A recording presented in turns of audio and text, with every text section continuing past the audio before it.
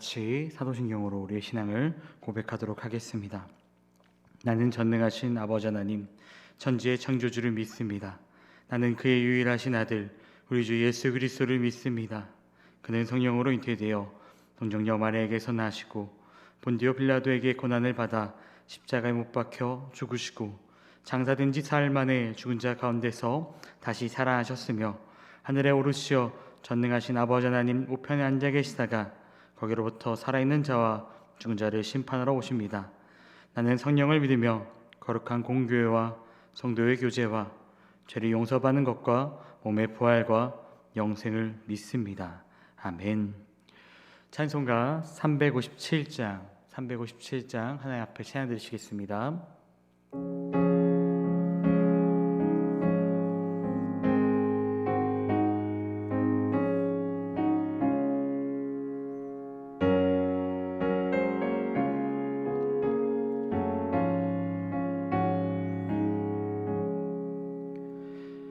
주 믿는 사람 일어나 다 힘을 합하여 이 세상 모든 마귀를 다 쳐서며 하세. 저 앞에 오는 적군을 다 싸워 이겨라. 주 예수 믿는 힘으로 온 세상이 이기네. 믿음이 이기네. 믿음이 이기네. 주 예수를 믿음이 온 세상이 이기네. 온 인류 마귀 괴율로 큰 죄에 빠지니 진리로 띠를 띠우서 늘 기도 드리세. 참 믿고 의지하면서 겁없이 살아갈 때 주 예수 믿는 힘으로 온 세상이 이기네. 믿음이 이기네. 믿음이 이기네. 주 예수를 믿음이 온 세상이 이기네. 끝까지 이긴 자에게 흰 옷을 입히고 또 영생 복을 주시니 참 기쁜 일세. 이 어두운 세상 지나서 저 천성 가도록 주 예수 믿는 힘으로 온 세상이 이기네. 믿음이 이기네.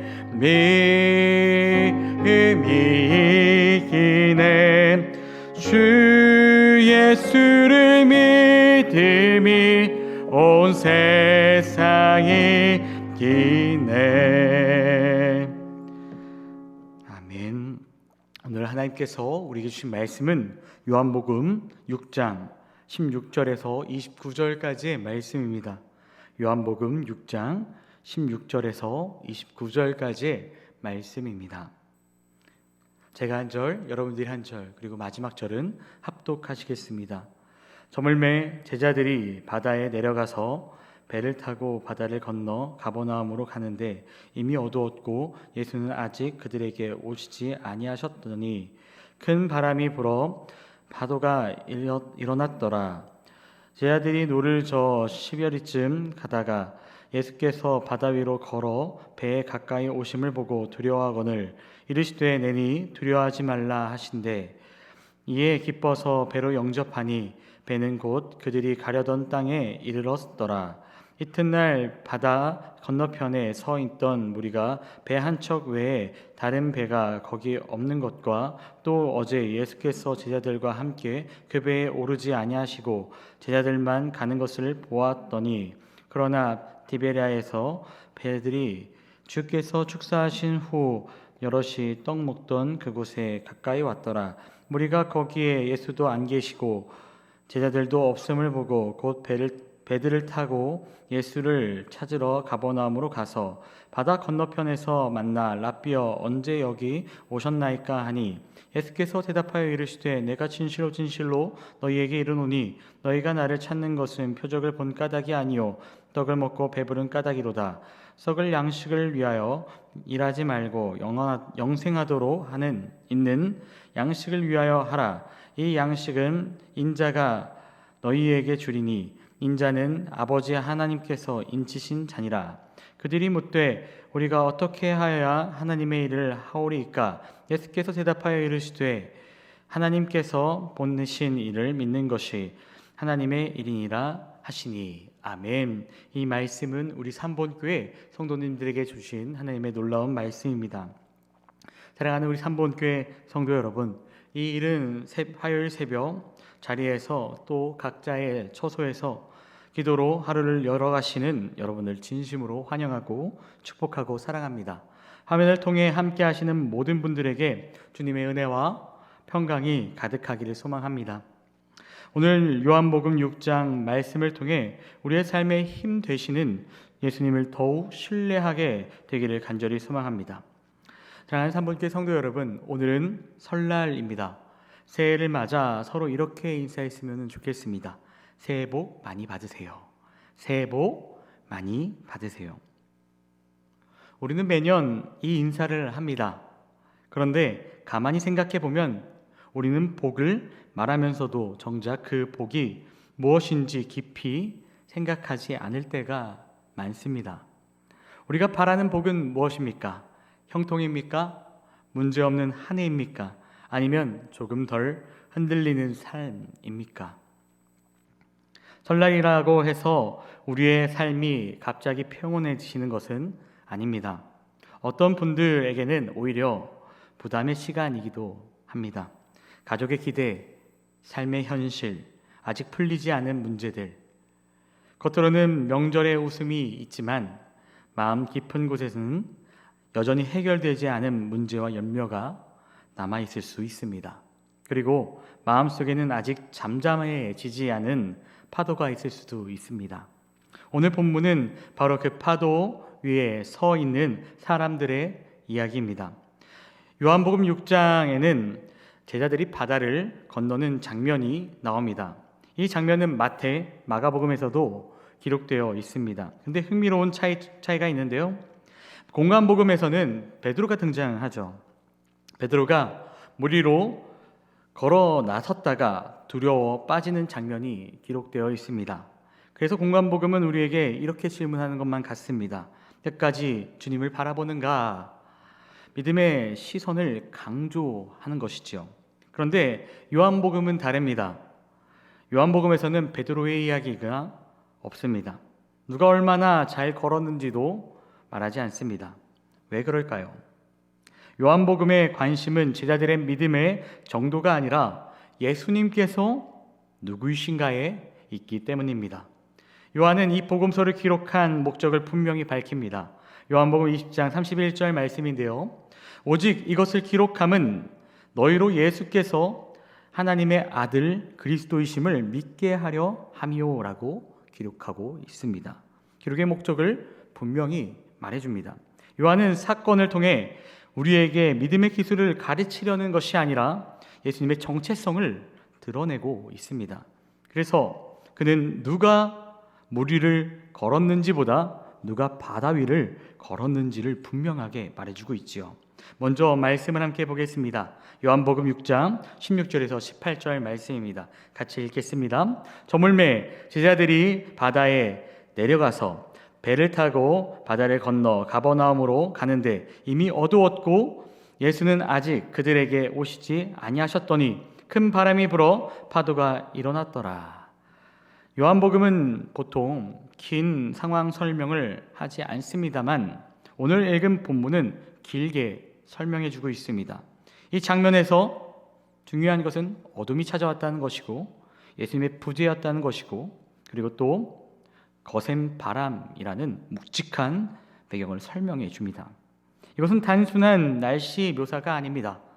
이 표현들은 이미 제자들의 마음에 일어나고 있는 현상들을 보여줍니다. 바다는 성경에서 종종 혼돈과 두려움의 상징이었습니다. 인간이 통제할 수 없는 영역이었습니다. 그래서요, 창세기 1장의 바다는 깊음을 상징하고 시편의 바다는 반복해서 파도의 이미지를 그리고 있습니다. 그리고 또 요한계시록에서 바다는 하나님 나라가 완성될 때 다시 바다가 없어진다고까지 기록하고 있는 것입니다. 다시 말하자면 바다는 통제되지 않은 힘, 인간이 어찌할 수 없는 영역을 의미합니다. 파도는 제자들은 지금 그 한가운데에 있다는 것이죠. 앞으로 가기도 어렵고 뒤로 돌아가기도 어렵습니다. 사랑하는 삼분교회 성도 여러분, 요한은 제자들의 상황을 통해 우리의 인생을 보여주고 있는 것만 같습니다. 우리의 삶도 바다 같을 때가 있죠. 열심히 노를 젓지만 바람은 멈추지 않고 배를 흔들 때가 있습니다. 앞으로 가기도 쉽지 않고 뒤로 돌아가기도 어렵습니다. 바로 그때 예수님께서 바다 위로 걸어오시면서 이렇게 말씀하십니다. 내니 두려워하지 말라.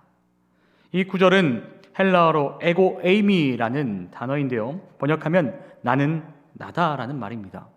이 말씀은 단순한 위로의 말씀이 안심의 말씀이 아니었습니다.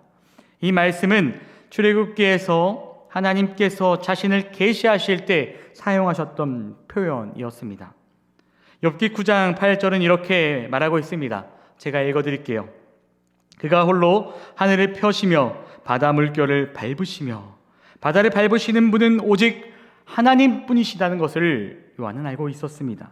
요한이 지금 강조하는 것은 이것입니다. 그 하나님이 지금 예수라는 이름으로 제자들의 바다 위를 걸어오셨다고. 풍랑이 멈춘 것이 아니라 먼저가 아니라 예수님께서 오심을 먼저 요한은 강조하고 있습니다. 그리고 중요한 것은 제자들은 풍랑이 사라졌기 때문에 기뻐한 것이 아니라는 것을 말해주고 있죠. 풍랑 가운데 예수님이 오셨기 때문에 기뻐한 것입니다. 다시 말하자면 중요한 것은 바다가 잠잠해졌는가가 아니라 누가 배 안에 들어오셨는가입니다.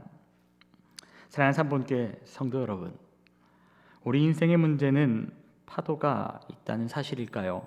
아니면 그 파도 안에, 그 배 안에 예수님이 보이지 않다고 느끼는 데 있는 것일까요? 그런데 요한복음은 여기서 멈추지 않습니다. 오늘 본문은 우리에게 끊임없이 아주 불편하지만 중요한 질문을 던지는 것만 같습니다. 너희가 나를 찾은 이유가 무엇이냐는 질문입니다. 예수님의 최종적인 질문은 이것입니다. 왜 나를 찾느냐? 이 질문은 단순한 책망이 아닙니다. 그들의 신앙을 바로잡아 줄 수 있는 질문입니다. 사람들은 반복되는 기적을 기대합니다. 그런데요, 사랑하는 삼분교회 성도 여러분, 우리는 이렇게 질문할 수 있습니다. 왜 예수님을 믿고 따라가고 있나요? 위로를 얻기 위해서입니까? 문제를 해결받기 위해서일까요? 아니면 영원한 생명을 얻기 위해서일까요? 오늘 본문을 이어서 보면 날이 밝자 무리들이 예수님을 다시 찾아옵니다. 배까지 타고 예수님께서 계신 곳으로 따라갑니다. 대단한 열심이죠. 그러나 예수님께서는 그들의 마음을, 우리의 마음을 정확히 꿰뚫어 보시면서 이렇게 말씀하십니다. 26절 말씀인데요, 같이 읽겠습니다. 예수께서 대답하여 이르시되 내가 진실로 진실로 너희에게 이르노니 너희가 나를 찾은 것은 표적을 본 까닭이 아니요 떡을 먹고 배부른 까닭이로다. 너희가 나를 찾은 이유는 표적 때문이 아니라 배부름 때문이라고 말씀에는 기록되어 있습니다. 여기서 우리는 요한복음의 중요한 단어를 만나게 됩니다. 이적과 표적의 차이점입니다. 이적과 표적의 차이는 무엇일까요? 이적은 능력을 말하고 있습니다. 문제 해결을 말하고 있습니다. 하지만 표적은 예수님께서 누구이신지를 드러내는 것을 말하고 있지요. 앞선 절에는 그들은 기적을 보았습니다. 이적을 보았습니다. 요병이어의 놀라운 능력, 예수님의 놀라운 능력을 경험했습니다. 그러나 정작 중요한 예수님을 보지는 못했습니다. 그들은 배부른 떡을 원했으나 정말로 중요한 예수님 자신을 원하지는 않았습니다. 사랑하는 삼본교회 성도 여러분, 우리도 그럴 수 있습니다. 우리는 기도합니다. 그러나 사실은 예수님보다 문제가 해결되기를 더 원할 때가 있지요. 우리는 예배 드릴 때가 있습니다. 그러나 하나님보다 예배 때에 누릴 복과 은혜를 더 사모하고 기대할 때가 있습니다. 예수님이 목적이 아니라 내가 원하는 것을 얻기 위한 수단이 되는 순간 신앙은 왜곡되어 버립니다. 그래서 예수님께서는 이어서 그들에게 이렇게 말씀하시고 계십니다. 27절 말씀인데요, 제가 읽어드릴게요. 썩을 양식을 위하여 일하지 말고 영생하도록 있는 양식을 위하여 하라. 이 양식은 인자가 너희에게 주리니 인자는 아버지 하나님께서 인치신 자니라. 예수님은 일하지 말라고 하신 것이 아닙니다. 문제는 방향입니다. 무엇을 위해 사느냐를 묻고 계십니다. 우리는 대부분 썩을 양식을 위해 많은 시간과 에너지를 씁니다. 돈, 성공, 인정, 안정, 건강 다 필요합니다. 그러나 그것들은 영원하지 않습니다. 오늘 배부르면 내일 다시 배고프고 기적은 반복되어야지 유지됩니다. 그래서 예수님은 이적이 아니라 표적을 보라고 말씀하십니다. 표적이 무엇이었습니까? 표적은 단순한 능력의 체험이 아닙니다. 그 사건을 통해 예수님이 누구이신지를 깨닫는 것입니다. 그러나 무리의 관심은 거기에 있지 않았습니다. 그들은 예수님을 자신들의 필요를 채워줄 분으로만 이해했습니다. 물론 먹고 사는 것 중요합니다. 공경 가운데 교회를 찾는 것은 잘못된 것이 아닙니다. 우리는 연약한 이들을 품어야 합니다. 그러나 거기서 멈추면은 안 됩니다. 예수님은 단순한 능력, 문제 해결사가 아니십니다. 그분은 우리 인생의 필요를 채워주실 분이 아니라 우리 존재의 근원이 되시는 분입니다. 사랑하는 삼본교회 성도 여러분, 예수님께서는 기적을 공급해 주시는 분이 아니라 영원한 생명의 양식이 되시는 분임을 믿기를 간절히 소망합니다. 그 생명의 양식은 무엇입니까? 예수 그리스도 자신입니다. 하나님과 연결된 생명, 자신을 내어주는 사랑, 십자가에서 드러난 은혜. 예수님께서는 무엇을 주신 것이 아니라 자신을 내어주셨습니다. 심지어 생명까지 내어주십니다. 그래서 이렇게 선언할 수 있었죠. 27절 말씀인데요, 인자는 아버지 하나님께서 인치신 자니라. 인치셨다는 것은 하나님께서 친히 보증하셨다는 의미가 됩니다. 예수님은 단순한 기적 행위자가 아니라는 것이죠. 하나님이 보내신 구원의 통로라는 것입니다. 하나님이 인정하신 유일한 길이라는 것입니다. 그러자 사람들은 다시 또 이렇게 묻습니다. 우리가 어떻게 해야 하나님의 일을 하오리까? 그들의 질문은 여전히 행위에 머물고 있었습니다. 무엇을 더 해야 합니까? 어떤 공로를 더 쌓아야 합니까? 그러나 예수님의 대답은 놀랍도록 단순합니다. 예수님의 대답은 이거였습니다. 하나님께서 보내신 일을 믿는 것이 하나님의 일이라. 하나님의 일은 많이 하는 것이 아닙니다. 열심으로 증명하는 것이 아닙니다. 하나님이 보내신 일을 신뢰하는 것입니다. 예수님을 수단이 아니라 목적으로 믿는 것, 그분이 누구이신지 알고 그분 자체를 의지하는 것, 그것이 바로 하나님의 일이라는 것입니다. 사랑하는 삼본교회 성도 여러분, 이제 말씀을 맺겠습니다. 우리는 왜 예수님을 찾고 있습니까? 풍랑을 잠재워 달라고 찾습니까? 문제를 해결해 달라고 찾습니까?